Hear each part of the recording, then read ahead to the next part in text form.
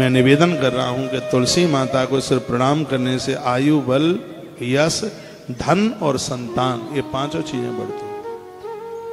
ये 5 चीजें तत्काल मिल जाती हैं। ये तो धरती की चीजें मिल जाती हैं, 5 मिलती हैं। आयुर्बलम यशो वित्तम संतति तस्य वर्धते तुलसी प्रणमेधस्तु नरो भक्ति समन्विता।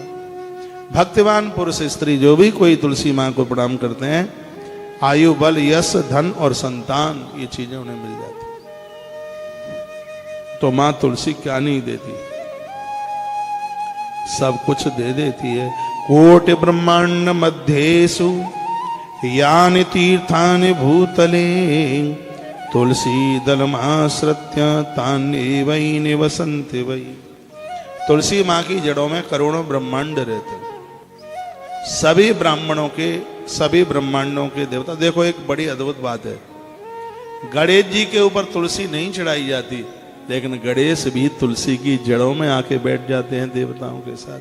गणेश को तुलसी नहीं चढ़ाई जाती, लेकिन संपूर्ण देवताओं का वास होता है तुलसी की जड़ों में। तो फिर गजानंद कहां रह जाएंगे, उनको भी वहां बैठना होता है।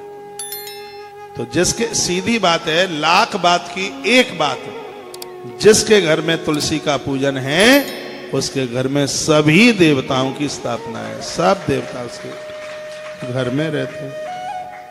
यह बहुत आनंद की बात है। प्रदीपम यस्तु संध्यायास स्थापये तुलसी तले सयाति मंदिर विष्णु कोल कोटि समन्वितः। जिस घर में तुलसी की जड़ों में रोज दिया जलाया जाता है, वह घर भगवान विष्णु का मंदिर बन जाता है। ये वर्णन है।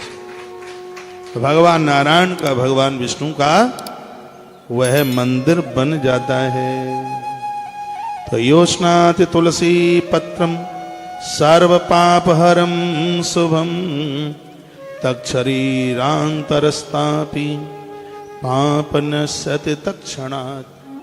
हमें यहां से श्लोक बोल के बात करते हैं, आपको कैसा लगता है?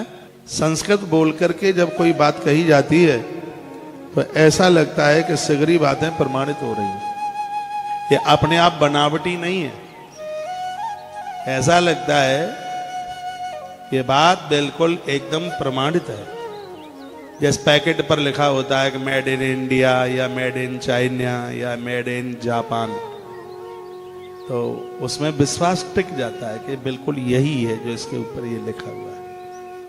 तो जब हम कोई प्रमाण के साथ बात करते हैं, मैं अध्याय बताता हूं, ग्रंथ का नाम बताता हूं, श्लोक की संख्या बताता हूं, तो इसका मतलब है कि मेरी बात झूठी तो हो नहीं सकती कैसे भी। मैं प्रमाणित बात होती है।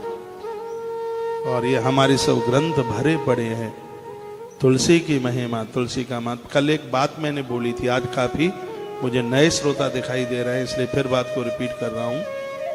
सूखी तुलसी, काष्ठ तुलसी को चूल्हे में जलाकर उसके ऊपर भगवान का भोग बनाया जाए, फिर उस भोग को भगवान को लगाया जाए उसमें तुलसी पत्र डालकर, तो 1000 वर्ष तक भगवान के भोग में किसी भी प्रकार का अपराध हो जाएगा तो 1000 वर्ष तक भगवान उसे माफ करते रहेंगे।